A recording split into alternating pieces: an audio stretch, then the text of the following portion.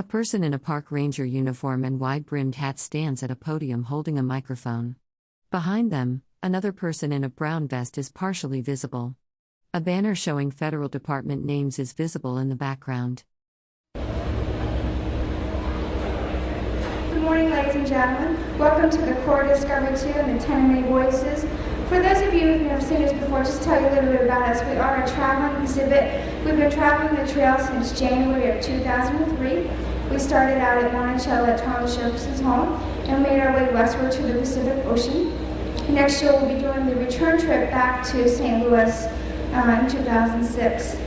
We call this the 10 Many Voices because we bring in people from all over the country to do programs on Lewis Clark, and we also bring in tribal presenters to talk about their tribes that Lewis Clark met.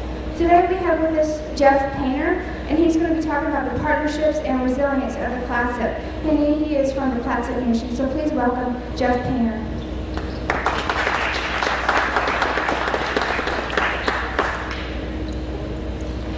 So good morning, and I'll wish you a traditional good morning in just a second here. Explain about that song if you were here or coming in while that song was going on. Really different kind of beat to it, real different kind of song than you'll hear in most places. And that's a gambling drum, and it's one of our gambling songs. My grandma always called them lucky songs because it's supposed to make your side lucky when you're trying to get the money off the other team playing gambling games. And these games typically go on, 3 or 4 days and nights. I'd watch my grandpa not leave the gambling area. And that's a lucky song, so you should all go buy a lottery ticket. She always says, they make you feel good, they make you feel happy, and they give you luck, so you should go buy a lottery ticket, see if they still work. So I'm going to welcome you in our Chinook jargon language, and then I'll say most of what I said in English so that you know what I said. Some of it I won't translate, but I might be able to explain that a little bit. So, Klos Maikatako, Klos Klae, Klos Tope, Klos Chichako, Yakwa, Naika Lalang Pe Kichachwawa, Japan, Naika Lalang Pe Shinokwawa, Max Laluz, Maka Telcoms Pe Quatat, Pe Nekatat, Pe Nekaksit, Pe Netol, Conway Naka Telcom, Laket Kilokian Kolti, Conway Naka Telcom, Klos Klae. So I said, welcome to everybody here to my land, and my family's land, and my people's land.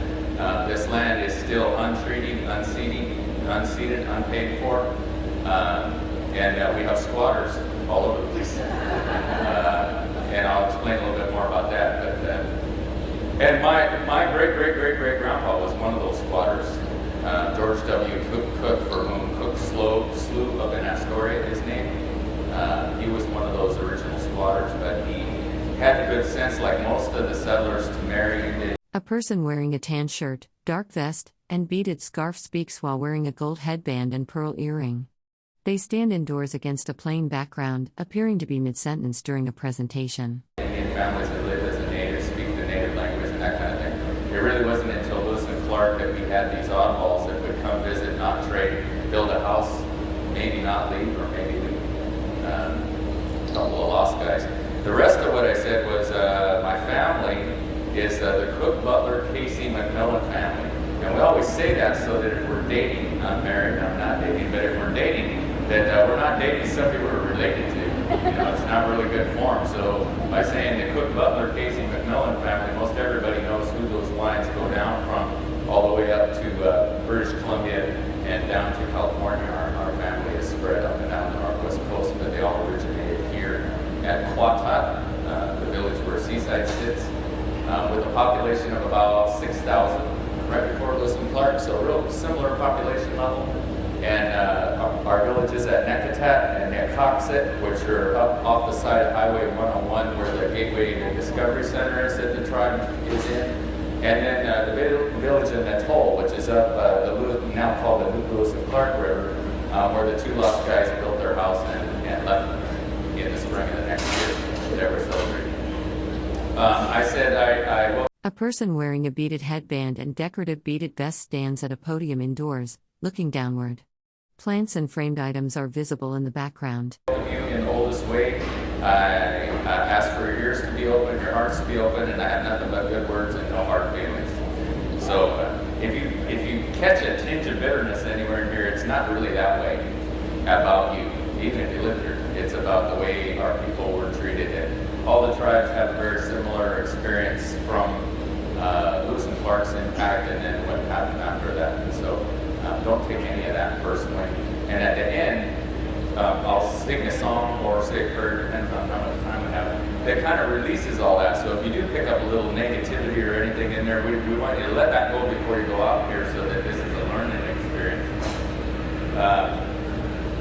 So before I get going, see, I'm already going, but I'm not.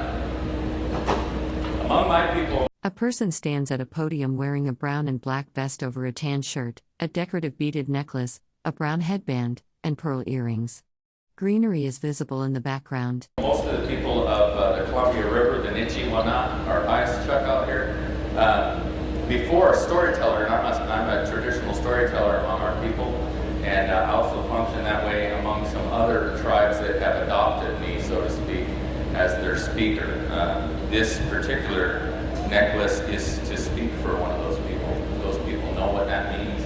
It means I have the right to speak on affairs, political affairs, spiritual affairs, whatever for those people. And before a storyteller starts anywhere along this river, they always start by saying, what do you have for pay? And there's a reason for that. We tell our stories mostly in the longhouse at nighttime and during the winter around the open fire in the middle. And still today it's kind of held that way late at night after everybody's eaten and it's feeling kind of sleepy.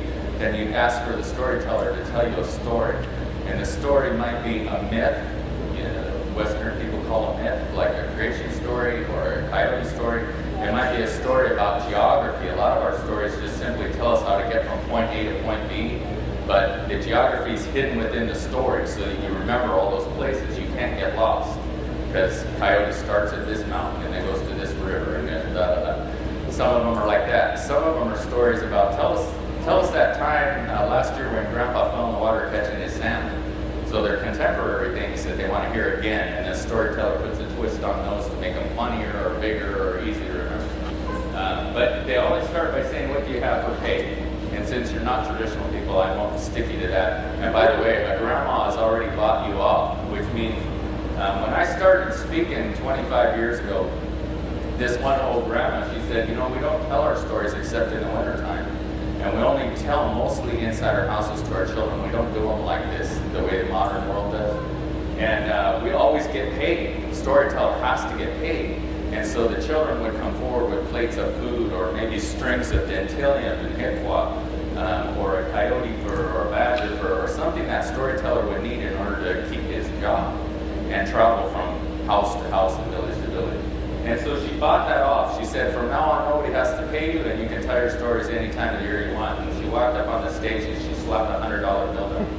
And that's a lot for an elder. That might be a month's income for an elder. But that's the way those things are paid off. She could have done that with a big string of hipwa, this dentilium. She could have done it with a horse. She could have done it with a lot of things. But she did it publicly in that way to say, he's not bound by that anymore. And I know my uncle Eddie Edmo, who's going to be speaking a couple times during this event, had the same thing happen. One of his aunties paid off so he could tell his jokes and his stories out of season. Now we happen to be in season, but nobody's paying me, so I'll pay myself. A person wearing a tan vest, beaded necklace, and a woven headband sits against a plain gray background. They gesture while speaking, with what appears to be an animal hide or fur visible at the edge of the frame. Actually, a little kid gave me this badger hide the other day, and so he's probably paid for everybody for the next year. So you know a little bit about me. So the first question I usually get from kids, by the way, kids under the age of about 12 and older people over the age of about 65 or so have no ability to edit. They just say what's on their mind. They don't really care. Little kids don't know any better because they haven't learned all our social niceties. And older folks just really don't care what you think of them because they're, they just got their opinion. And so usually about this time in my talk, a third or fourth grader will say, how come you're so dang white? Where's your horse and your teepee? What's that funny thing on your head? Why aren't you dressed up with a headdress and all that kind of stuff? So to address kind of some of those issues, I'm real white. There's some kind of Scandinavian descent on my mom's side, but we really don't know what that is because one of her relatives was left at the doorstep of an orphanage in Minnesota. We later found out there's like an Ole Olsen in her family, and there's some things like that to give you a clue. There's some Scandinavians somewhere back there. My dad's side of the family is the Clatsop branch of the family, and they also have some French and some other stuff in there. But most of our tribal people will agree, whether you're a native and identify yourself as a native, it doesn't have anything to do with how much blood you got. For instance, the Cherokee Nation has said, as long as you have a drop, right? So blood quantum is a federal concept that was used to destroy natives. Unfortunately, a lot of tribes have bought into that and set their own government policies up to eliminate natives under a quarter or an eighth from being members. The way that native life is still practiced all throughout North America is, what language do you speak? How do you pray? How do you live? Do you live with the four seasons? Do you know the plants from your area? I can't really be a Clatsop and live in Oklahoma, right? I'd be something else. I mean, I could be Clatsop by blood, but I'm no longer a Clatsop because in order to be a native Clatsop, I have to be in my community. I have roles and responsibilities in my community. I have to use the plants in my community and the animals in my community and the fish and live through the four seasons. So I don't know if that makes any sense to you, but I'm Clatsop because that's the way I live. And actually, if you looked at the way I live tribally, because my people, when I was identified at the age of 4 for training, my family's a family of healers going way, way back, and I was identified for training. They couldn't find anybody to train me. Now, that doesn't mean they don't exist. You got to be really careful about that. It's just my family didn't know anybody that had the songs or the language or any of the ways of training me. A person wearing a tan vest, beaded necklace, and a patterned headband speaks while seated indoors. They wear a microphone and pearl earrings. And so they picked the next best thing, which was an elder by the name of Stony Weeks that I believe is still kicking around. And he's a Warm Springs Confederated tribe member, so picked a close relative. And he trained me for a little bit, and then I went into drugs and alcohol, and I don't mean as a counselor, that came later. I mean as somebody that was really in bad shape.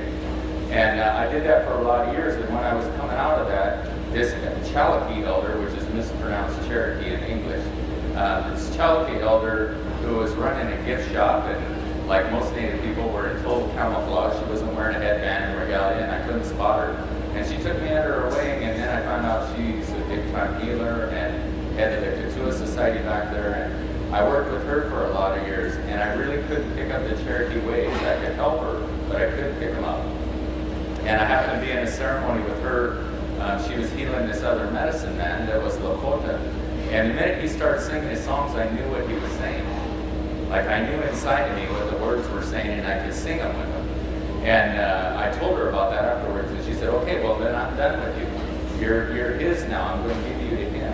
And the deal I made with her when she started working with me is she said, your life's no longer yours, now it's mine. And I said, good deal, because I probably would have been dead within 3 more years if I would have kept drinking and using, so you might as well have it. So when she said, I'm done with you, I'm giving you to him, that meant now your deal's with him. And so Hochshilaia, who's now passed over, I spent a lot of years with him. And so my primary cultural training is actually in Lakota, Lakota and Cherokee. I currently work with a Dakota elder, and as well as a lot of other elders, but that's my main training is in Lakota, which is kind of odd, right? You got a Clatsop guy with Lakota and Cherokee and Warm Springs training. And that's, I find out now, as an adult, very typical of Clatsop people. We had a lot of different cultures visiting here and playing around here and trading here and getting shipwrecked here and discovering this place. The number of guys that said, I discovered Oregon or the Columbia River. Geez, a big, long list way before Lewis Clark, and then now we discovered it. And it's like, God, how many times can you discover something where somebody already lives there? I'm not really sure. I just discovered Jim's backyard because it's the first time I've ever been in his backyard. I think I'd like to name it, I'll name it E. coli because it just sounds Indian.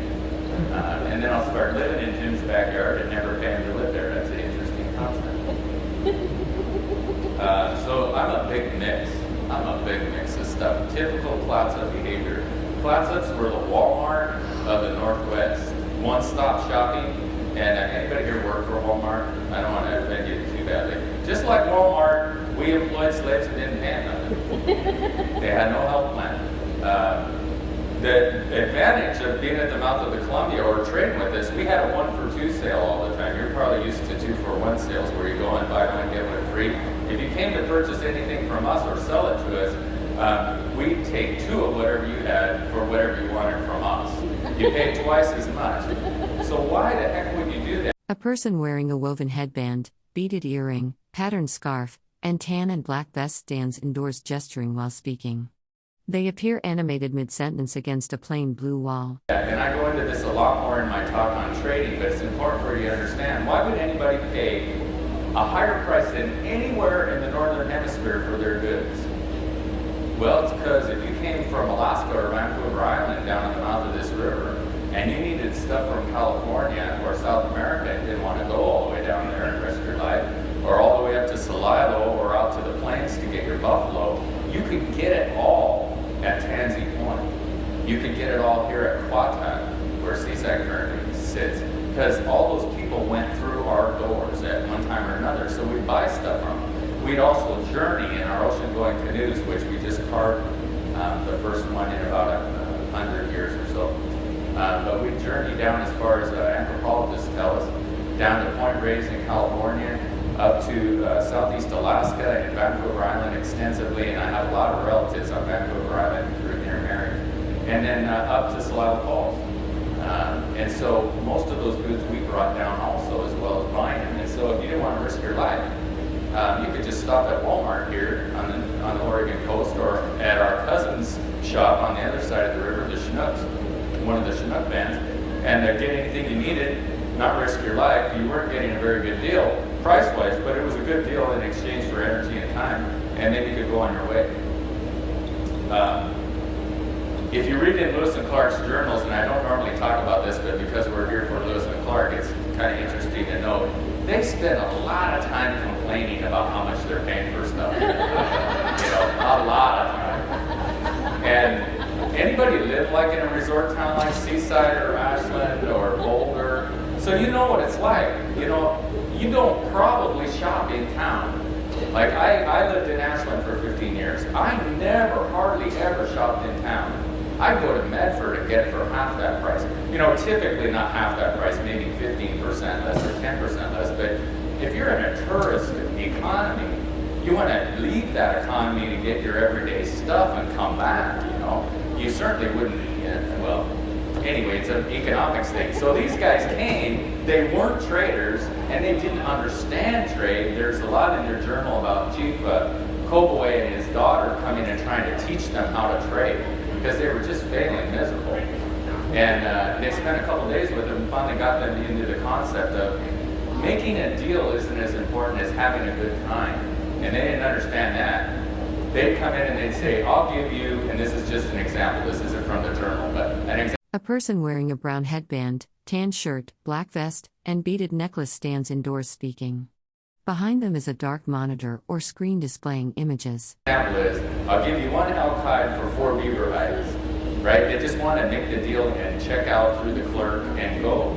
Well, the Clatsop, half the fun is sitting there eating with you, telling stories, gambling, maybe losing some of your money, or I lose some of mine. Eventually, we're going to trade for the beaver pelt and elk hide, but first we got to get to know each other and kind of tell some stories and what have you been doing until you got here, and that's how we learned, like newspaper, what was going on. So you come in as Lewis and Clark and say, here, quick, here's my elk hide, give me your beaver hides, I need to go, I'm late for lunch.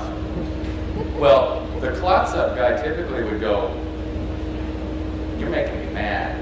You don't want to sit down, you don't want to play, you don't want to haggle. So instead of your elk hide for 4 beaver hides, I'll give you 2 beaver hides for that elk hide, and you can go ahead through the checkout clerk and leave. Since you're going to just be that way, then you get half what you're already going to get. Well, then they're mad about that. No. And on a couple of occasions, they would steal the goods. They stole one of our canoes because they couldn't finish the deal and couldn't trade for it, angle for it, and they just decided, we're just going to take it because they're stubborn.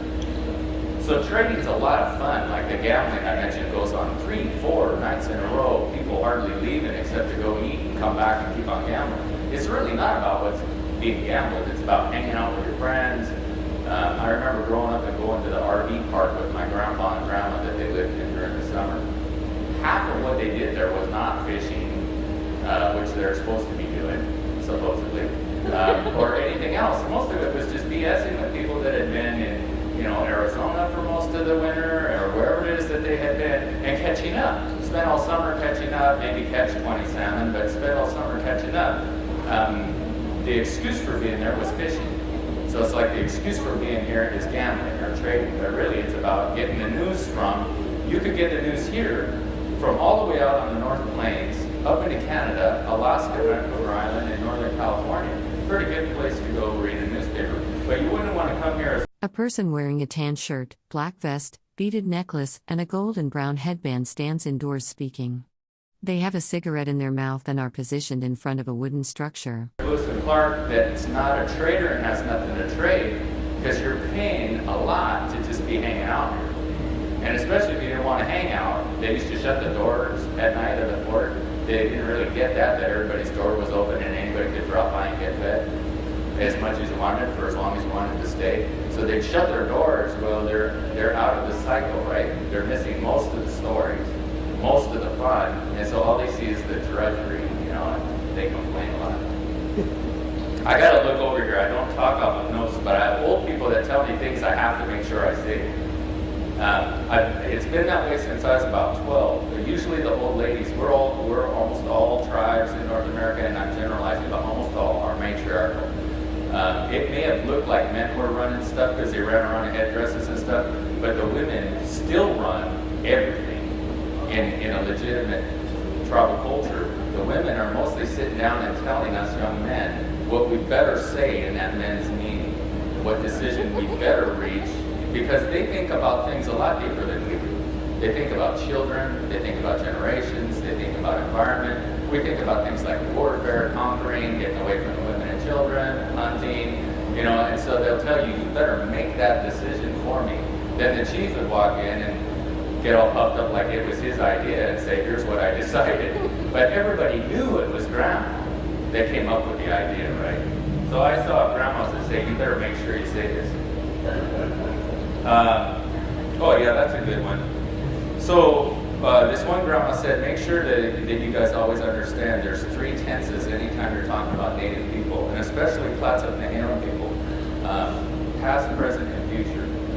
And I can always tell when a historian is off base because they'll just keep talking about what we did in the past. A good example is I've been declared extinct about 12 times since I was old enough to read the books. I was declared extinct at a video playing at Fort Clatsop.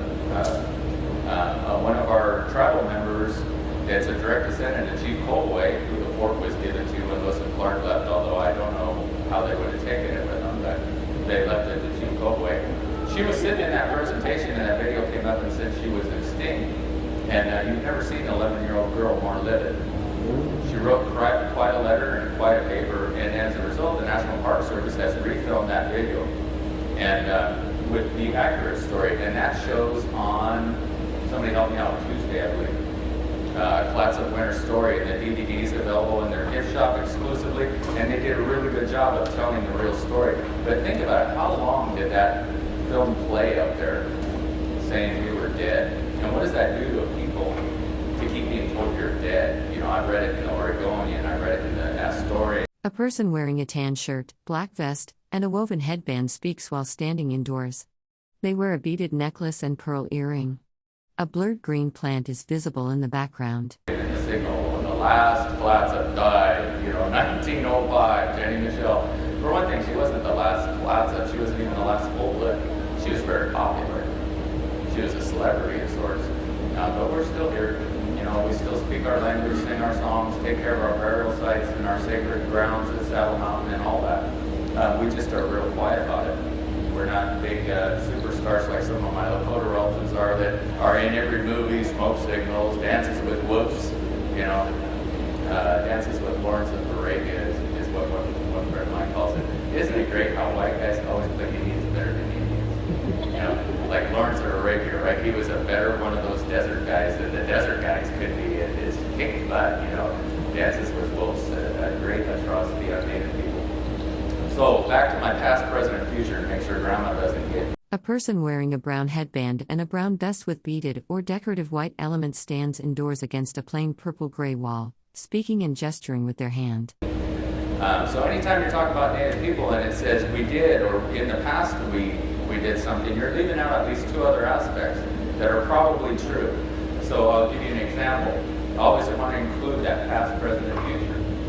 So in the past, the Clatsops were fine cedar basket makers and made things like these cedar headbands and such. Today, the Clatsop Nehalem continue to make fine cedar baskets and cedar headbands like this. This was only made a couple weeks ago.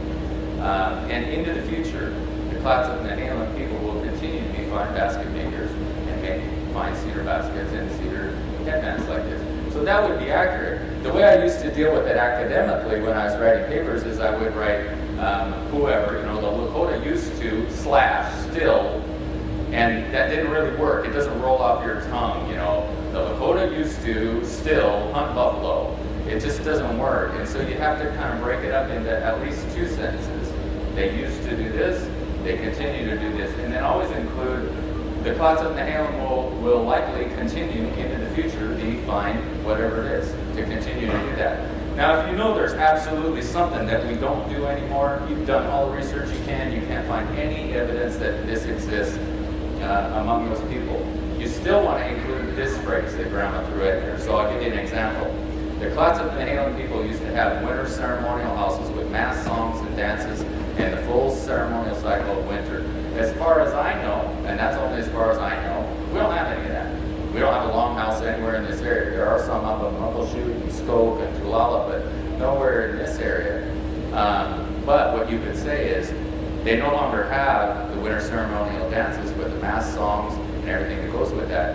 But we can expect in the near future the Clatsop Nehalem will once again have a winter ceremonial longhouse with their mass songs, dances, and everything that go with that. You always want to give them the benefit of the doubt and never declare anyone extinct. You always want to say, as far as I know, or they choose to remain hidden at this time, would be great. There's hardly anything that any tribe has lost. That's a bad word all by itself, lost.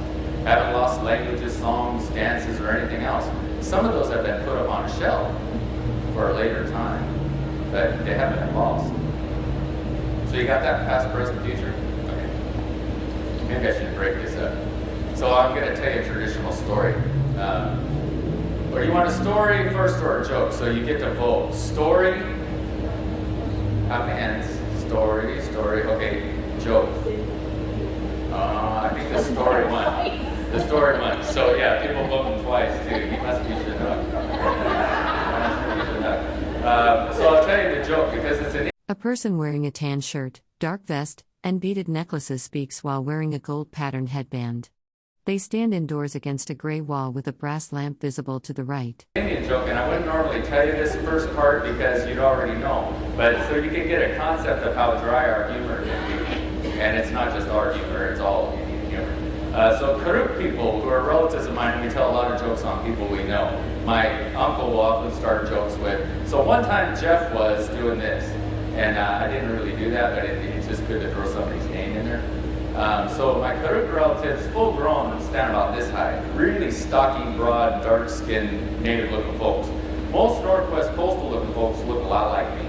And even in Lewis and Clark's journals, they remark on the red-haired, light-skinned native people.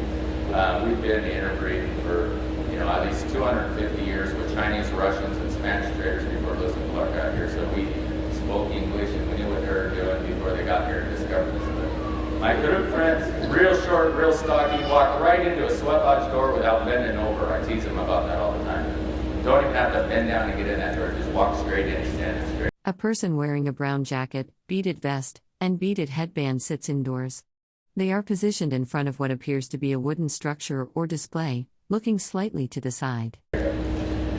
So, now that you know that part, what's 2 miles long and this tall? Karuk parade. See, it's kind of dry. You don't really laugh, you kind of go. Yeah. And if Jack Tom, my cousin, the Karuk cousin, was in the audience now, he'd tell one about the Clatsops or about me. But he doesn't get a chance because he's not here. So I'll tell you a story. This is audience participation now. You didn't think you'd have to work this early in the morning, did you? So we traditionally had a talking stick or a lifting stick. So this will be your talking stick, or in this case, a lifting stick. So to whatever side of your body you want to go, you're going to kind of hold this like a paddle for now. And you can do it anytime. All right. All right. You can stop doing it for now. A person wearing a tan headband and a dark vest over a tan shirt sits in profile, looking toward the right. They wear a beaded necklace. A brass lamp and dark wooden furniture are visible in the background. Because I got to teach you a word first. And the word is Yaholt. Yaholt. It's kind of like Yaholt. If you want to pronounce it that way, it's easier in English. The word's Yaholt. So everybody together, Yaholt. And that was pretty bad. So try it again. 1, 2, 3, Yaholt. Okay. So here's the story. The Creator, by the way, none of us have a concept of the Creator as a deity. Creator is like Taco Wakashkan Lakota, sacred energy moving around between you and me and nature and everything else. The Creator, that life force, was moving across from the East Coast to the West Coast, dropping the Indian people and the languages into their place, placing them there, along with the animals and the plants and everything they depend on for survival. And the Creator had gotten across the plains, up on the plateau area, had reached the Cascades, and the Creator looked in the bag and had a whole bunch of Indian people and a whole bunch of languages left, and realized the ocean's right here. We're running out of time, running out of room to place them. And so the Creator just dumped that bag over, and all those different people and languages landed in this one spot that goes from about south of Tillamook and Coos Bay up to Alaska, so the BC, Oregon, Washington area. We have hundreds of different peoples and languages, languages as unintelligible to each other as Chinese is from English. I can go 100 miles up the coast, and that language is as unintelligible as Chinese from English, right? Completely different people, different way of being on the world, use a lot of the same plants and animals just because of the ecology. So all these different people got dropped here that really couldn't communicate with one another outside of their own little group. And the Creator had made a mistake, which is very common. The Creator makes a lot of mistakes, and then it's up to us to kind of figure it out and work with it. Like the way our weather was last week. Big mistake, but look at it today. It's great. Creator made a mistake. A person wearing a tan vest, beaded scarf, and a brown headband stands on a stage with their fist raised, speaking. A microphone stand is visible in the background. The sky too low. The sky was about this high at that time. The stars were right there. People kept bumping their head into them. The animals kept jumping up into the clouds and would be in the sky. And little kids at night couldn't go out because they might get trapped in the sky. And then when the sun would come out, they'd drop to the ground. So it was a big problem. The birds were only flying about this high, kept running into us. And so some of the head people got together, and the spiritual people, and said, this is something we have to fix. The Creator's left this for us to work out on our own. Because we've been praying about it for years, and the sky's still that high. And they were trying to figure out how they were going to communicate this to one another, because they don't speak the same language. They had the Chinook jargon in common. And that's, it's not a true language, it's a jargon combined with a lot of stuff. So they were able to get the word across, but they realized there are hundreds of tribes that are going to have to help us lift this sky. Was there a lifting pole? Still got your lifting pole. Okay, still got it. And the only word we all have in common is Yaholt. Yaholt. Every single tribe has that word in common. And what it means is, everybody get ready to do it, and now. That's all that, in Yaholt. So everybody get ready, work together, we're going to do it now. So word spread. Bring your lifting poles to your place, and we're all going to try and lift the sky on this particular day at this particular time. And word would go out from a central area on the Columbia River. A man was going to stand there and yell Yaholt, and then everybody would go Yaholt and try to lift it up with their lifting pole. So here we go. Get your lifting pole ready. A person wearing a tan shirt, black vest, and a beaded headband stands indoors. They wear a decorative beaded necklace and hold something in their hand while speaking. And that man at the Columbia River yelled Yaholt, and we all went 1, 2, 3, Yaholt! That was pretty good actually, but we only budged it about like that. And we were like, well, this is going to be a lot of work. We really got to put some energy into this. So not everybody dropped their lifting pole, I hope. A couple of people left got to prop it up while a couple of us get ready to take another day. So a couple of you hold yours up so you can keep this guy propped at 3 inches we gained. And then the rest of us will go down. And now 1, 2, 3, go! That time it went up about that high. So a couple of you guys keep your sticks up there. We need to keep it up as high as we got it. And we're going to go one last time because 3 is a real sacred number. And 1, 2, 3, go! And the sky went up to where it is now, today. You guys were successful. Good job. And the rest of the story is we made a mistake. At the time that we did that last push like that, there were 3 young men hunting an elk along. A person wearing a tan shirt, dark vest, beaded necklace, and gold headband stands gesturing while speaking. Behind them is a dark backdrop with partial text visible mentioning conservation, U.S. Army Corps, and Department. With their dog. And they happened to have wandered up into that cloud when we started lifting. And when we did that last push, the cloud took those 3 men and their dog and that elk up into the sky with them. And if you want to see them, they're still up there. Every night you can still see those 3 men and their dog hunting that elk. And you call it the Big Dipper. That body of that elk is that big square rectangular part, and it hangs down with feet and antlers going up this way. And the handle going out that way, what you call a handle, that first star in the handle is actually 2 stars. And then there's another star, and then there's that third hunter at the end still trailing that elk. One of the remarkable things about that story, that's a variable. A person wearing a brown headband, beaded vest, and patterned scarf stands gesturing while speaking. Behind them is a dark panel with partial text reading Our Resources Con and Army, USAF visible. The story that's told all over the Northwest is that second star, at that very first star, that second little star, the dog, is not visible with the naked eye. It wasn't visible until just a little while back in Indian time with Western science that they could see that star. One of the first things the scientists said was, how did they know that star was there?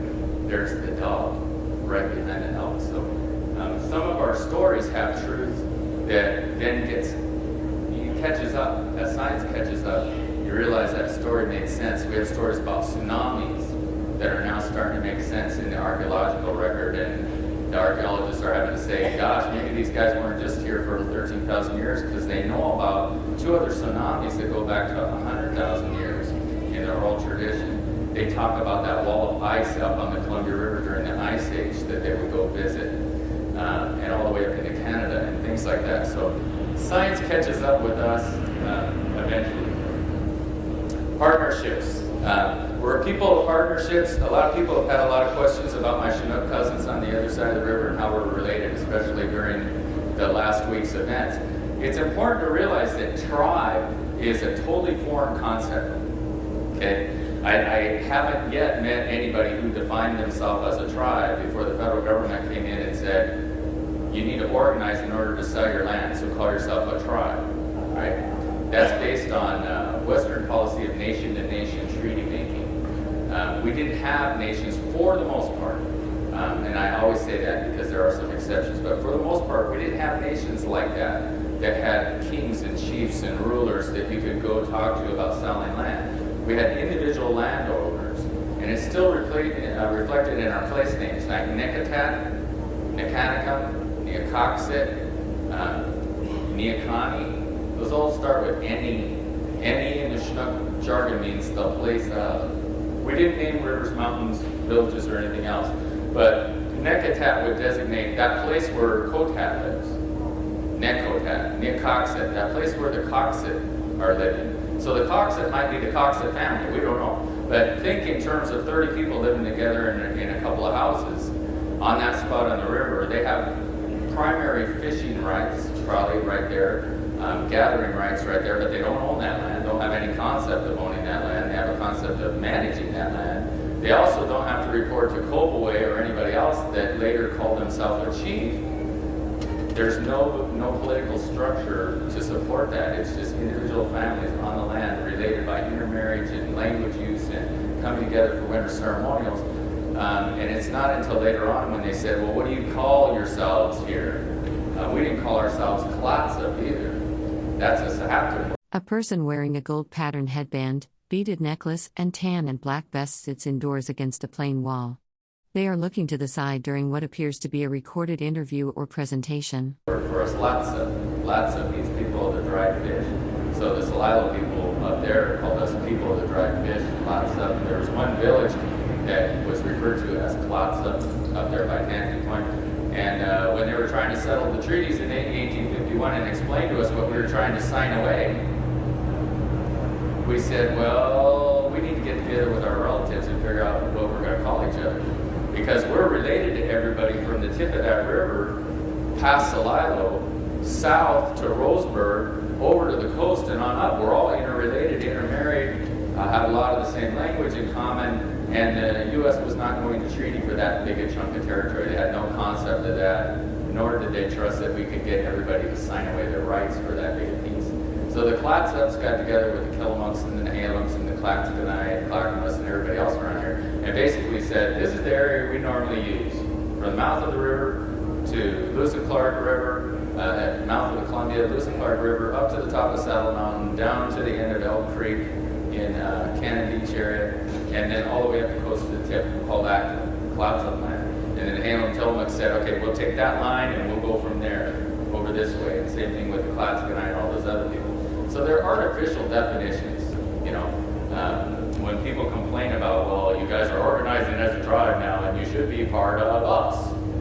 Well, there's no historical context for that. We're the only tribe in Oregon that wasn't sent to a reservation. You understand what a reservation is? Anybody quickly? What's a reservation? It's important that we get that handled too. Reservation is not something the government gives you. Real important concept. A reservation is land reserved by the natives for themselves in exchange for certain things and letting you have the rest of the land. And it's misapplied a lot, like they sent them to the reservation. Well, what you got to understand is they had already reserved that land in most cases. There's a couple exceptions like Oklahoma. But for the most part, we said, this is our best land. It's got our burial grounds in it, our fishing grounds. We're reserving this for ourselves. You can have this other part for an exchange. Now, we might not stay on that reservation. We might travel all over the dang place. But if war broke out, or we were under threat from the settlers and pioneers, which was frequently the case because there were bounties on our scalps, then we could go to the reservation and be protected by the Indian agents. And so when they say, well, they sent them to the res, what that means is maybe a war broke out and we were the cause of it or whatever, so they would take you back to your res for protection or for prosecution, whatever is the fact. A person wearing a brown headband and a black vest over a tan shirt, with a beaded necklace, speaks while standing in front of a piano. Text reading S conservati is visible at the bottom of the frame. We didn't end up with a res, and so they didn't send us anywhere. We had the option of joining the Grand Ronde at their res if we wanted protection. We could join the Siletz at their res if we wanted protection. We could join the Quinaults, which a bunch of us did, for protection. But it was totally up to us. Most Chinook and Clatsop people, though, were successful businessmen and traders and didn't want to leave this area and didn't need protection. You know, really owned businesses like my grandpa, George W. Cook, owned a piling business, owned the entire west side of the city of Astoria, down to the river. No big deal. He bought up all the tribal land and held it in trust for tribal people. Very successful guy. So why would he leave to go to a res? So he would. He owned the res, you know, and let everybody else live on the res. That now in contemporary times has gotten to be a problem because some Clatsops went to Grand Ronde and they want to speak for all Clatsops. A lot of Clatsops went to Quinault. They're not interested in speaking for all Clatsops, but they genuinely are a dog in the fight. The Chinook tribe's trying to get recognition up there again, and they think we should join them. And really, it's everybody's ultimate decision. Parts of my family have joined with the Chinooks in the past and the Grand Ronde, supported the Sleds, but never felt the need to join with or be a member of any tribe because that doesn't make me Indian. I'm Indian because of the way I live, speak, and practice in my community that I'm in. It's not because they give me a card that says, you're now officially 1/8, you know, whatever the heck it is. So people will ally with different confederations, and these are all confederated tribes. Remember that, none of these are tribes like tribes. They're confederations of different people coming together saying, we want to settle. They'll come together, this is also Grandma's word. They come together based on land connection, intermarriage, alliances, political and economic, and then the advantages. If there's no advantage of aligning with you, then why align with you? I might as well stay in one ass story. If you can't do anything for me, I can't do for myself, then I'll just be me, but I'm still Clatsop, I'm still Clatsop. For the most part, Clatsops are known as the peaceful people of the Columbia River, and there's good reason for that. If you're Walmart, you don't want anybody too darn mad at you, because then they don't go spend money. It was also a place where warring people would frequently come together and be trading at the same place. And so in some communities were known as mediators.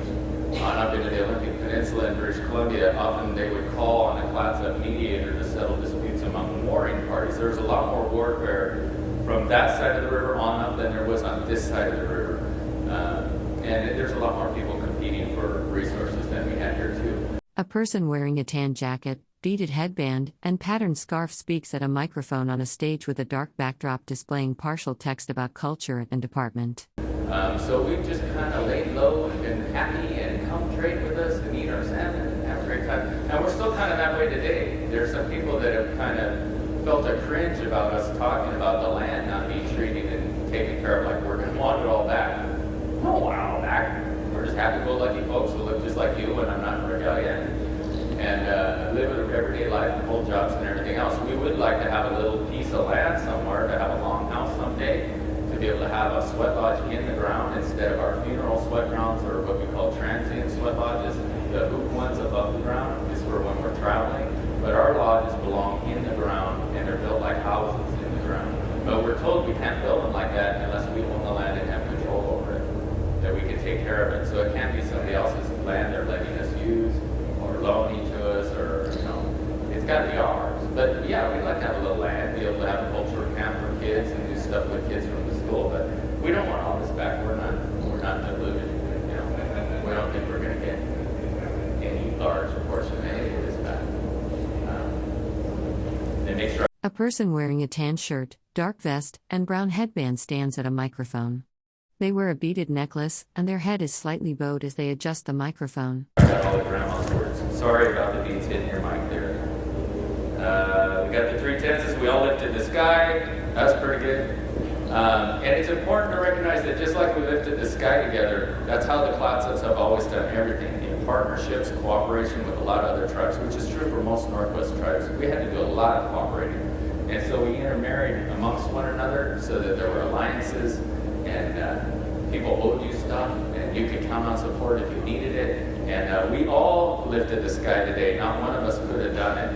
And it's going to be that takes us into a Clatsop future, Clatsop future. People working together. We have a lot of allies in the city of Seaside, the convention center, and all those other agencies. And that's what's going to take. Clatsop don't have enough people to do this by themselves. So, and we're still here. It's important to recognize we're still here. There's still a big presence. Go out to our Gateway Center and look around. And she's giving me the high sign for questions. So look, I'm not wrapped up yet, but let's open it up so that you can say what you need to say. Yeah, go ahead. A person with reddish-brown hair wearing a brown vest over a patterned shirt stands in profile against a plain background, looking to the right. They appear to be speaking at an indoor event or presentation. Oh, good. We got a traveling mic.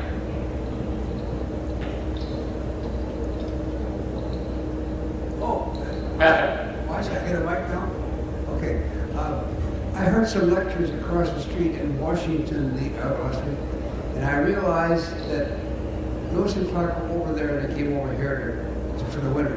Right. However, and you told us a lot about the Clatsops and how friendly you are, how nice you are, and I get that all the time. Every tribe's the same way.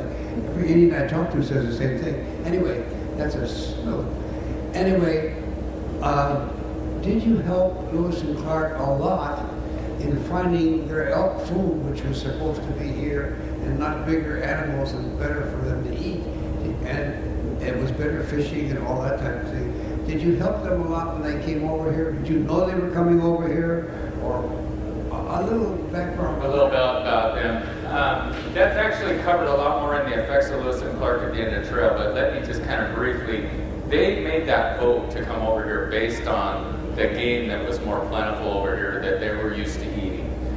These are guys that nearly starved to death because they wouldn't eat the salmon, right? Nearly starved to death eating their shoe leather, boiling it up because they wouldn't eat salmon. And they liked red meat. They liked elk and they liked dog more than anything. They ate a lot of dog when they were here. Ate almost all of our dogs. They didn't eat their dog. We thought that was funny. They wouldn't eat Sammy, but they ate all the other dogs they could trade for. But they ate a lot of meat, a lot of meat. And I've seen some of the statistics, and I don't want to kick it out there because maybe somebody else knows more, but it was a lot, like hard to comprehend, 4 elk a day kind of thing, eating them all the way through. And they had run into some hard times over there. The weather is also worse on that side of the river much of the time. And they'd heard about the peaceful Clatsop people that were used to hosting traders, that probably wouldn't go to war, and there was still a lot of active war over in the lower Sound at the time, going on between tribes and other people. If you go back and read the history, there's a lot of history of settlers and traders and ships getting attacked from Vancouver Island south to the mountain. Not so much on our side. And so that was probably a factor, and the fact that there were a bunch of elk and they were easy to get. And so they had sent a little exploratory trip over here to Tongue Point, and they'd seen, man, there's just elk coming out of our ears. And the weather's better, and they've already offered us a place to camp. And we weren't negotiating a hard bargain for that at all. We just said, you guys just need to get out of the rain. So that's how they ended up here. Yeah? One more question. In the reports, there was a lot. A person wearing a brown headband and beaded necklace sits indoors, dressed in a tan and dark vest over a patterned shirt. They face slightly to the side in what appears to be an interview or presentation setting. Lots of talk about buying roots, and they lived on roots when they were here in Great Park. What roots are they talking about? Well, Wapato and Camas would have been the main ones, but Wapato and Camas. But there's probably historically at least 30 different roots that were part of our diet here, right? Without having native people on the land, though, there's not an inch in North America except for the deserts that was not cultivated. And so we, as settlers came across, they thought, the great wild North America, untamed and nobody living here. And they didn't realize that almost every food source in every inch of the forest was being maintained or burned by native people in order to make those plants grow back. So that Wapato is basically extinct here now. That was a staple diet item. You have to go up to Sobeys Island to start running into Wapato, and it's almost inedible because it has to be played with by native people with root sticks. It's kind of like your domestic potato. If you quit playing around with that potato and let it just sit for about 3 generations, it'll go back to the original potato, which is almost inedible, just a starchy ball of fiber. And that's what our Wapato and Camas has done, where native people. A person wearing a brown vest, beaded necklace, and a headband sits indoors speaking. Behind them is a dark podium and green plants. The setting appears to be an indoor presentation space. People don't still play with it. It's still there as a plant. It doesn't occur anywhere around here in any great numbers. It's still there, but it's not a food source. But that's what they're talking about. Is Wapato was just harvested in heaps from any swampy area, but it was because it was cultivated. And we still have a lot of plants here that don't belong here that were cultivated by native people, medicinals. That's it. Time-wise, I'm sorry I have to wrap, but you have at least 3 more opportunities to hear different talks by me during the next 3 days. And I want to thank you, Nakawawa Masi, in our language. Thank you for your good ears, your time, your good energy, and I hope you feel good about what you heard.